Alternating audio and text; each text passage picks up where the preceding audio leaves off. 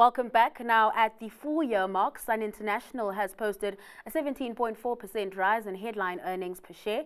The group attributes the performance to the resilience of its omni-channel portfolio. Taking a look into the portfolio, online gaming is the golden goose, with record income up over 60% during the period, helping offset tepid growth from the group's 4 largest urban casinos and a drop in income from Sun Slots. Company CEO Anthony Leeming joins us for greater perspective on the numbers. Anthony, thanks so much for your time this afternoon. As mentioned, a strong showing from your online gambling business, Sunbet, and that really being the driving force for earnings, even in a tough macro environment where consumers have less discretionary spending. Hi, good afternoon, and thanks for having me. Yes, correct. But I think the important point is from Sunbet how it's benefited from Sun International and the larger brand, and underpinned by the urban casinos. So when you look at it, I think we're well positioned to grow in this market, and we have proven it over the last few years. And we have great expectation given our customer base, our brand, and our presence in South Africa. So really a great performance from Sunbet and the group overall. And is this the omni-channel approach to everything? Is that how the group, I guess, has managed to maybe be defensive in a sense, especially in this very highly competitive gambling market? Absolutely. I think we definitely use our portfolio of assets to underpin our Sunbet team.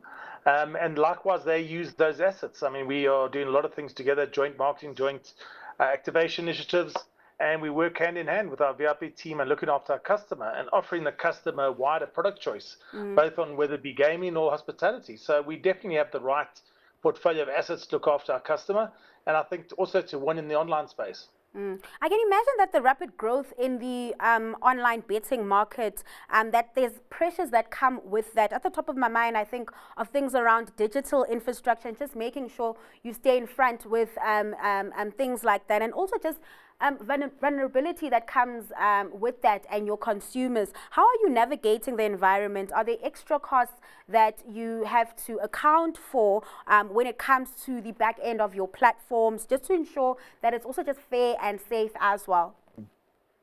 Absolutely. I think, look, our portfolio now, a lot of it is sort of pay for use. In other words, the amount of infrastructure we have is not significant. But the big thing in the online space is your marketing ability and the ability to get your position out there.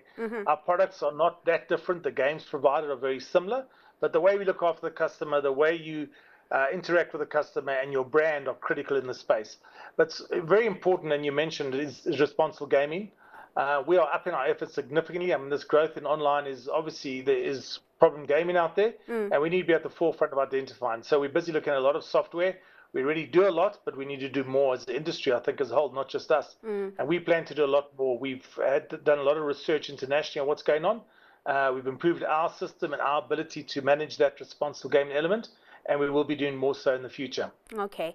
Now, online betting booming, but we are seeing slower growth in the casinos. While the bigger casinos are doing fairly well, the regional ones aren't doing as well. Just walk me through some of the dynamics playing out on that front. And is it as a result of, let's say, consumers' preferences shifting, or is it more of an economic indicator?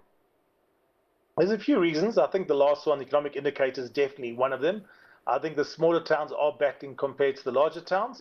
But very importantly, you know, our big casinos have quite a wide entertainment offering, from arenas, restaurants, bars, and also the people go out to a lot of kids' facilities, movies, and they're basically safe entertainment hubs. I mean, in Grand we have ice rink, we have arenas in Pretoria and Cape Town.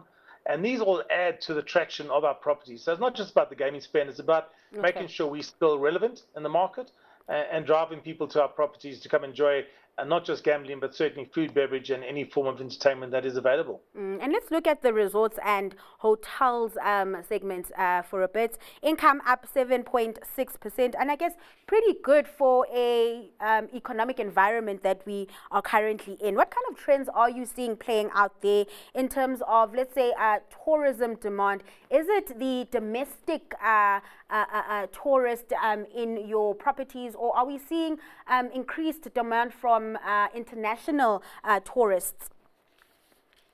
Sydney, I think, just addressing your last point, international tourism into Cape Town has been significant, and the recovery's been really, really strong.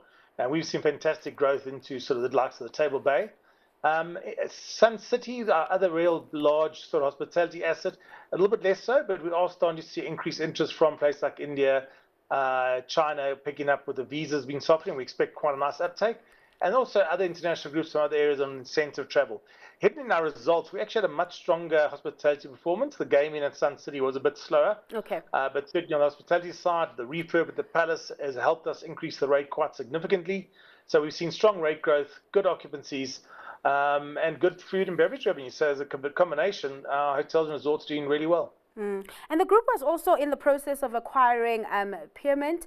We have hit a speed bump on that front, but I do know that the tribunal hearing is scheduled for May. Just walk us through what's next on that front and what's happening.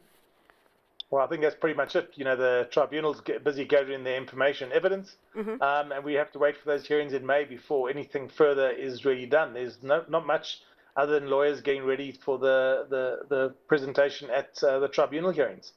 Now, talk to me about your cash position. It does seem that, the group seems very healthy. The balance sheet is quite healthy. You're making progress with reducing your debt. You are dishing out dividends to shareholders as well as share buybacks. Are you looking at acquiring anything else, or is it more about preserving the cash for the kind of environment we're currently in? No, I think, look, the acquisition, Peermont, obviously the key acquisition. I think the rest is we are looking to expand our sunbed product into Africa. We've just recently launched a license in Botswana, took the first bet there, and we're certainly hoping that's going to grow into a nice, decent market.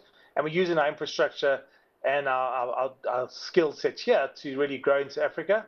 Other than that, it's pretty much business as usual. We are generate substantial cash flow, and we're paying very generous dividends, 75% earnings payout, and our debt reducing. At the moment, at 1.5 times debt to EBITDA, we're very, very comfortable at that level, and actually comfortable more at a 2 times level. So potential if Peermont doesn't go ahead for bigger dividends or buybacks or the like. So yeah, we focus very much on capital return to shareholders and our capital allocation at the moment. Anthony, thanks so much for your time and just taking us through the year that was for Sun International. That was Anthony Leeming, CEO of Sun International.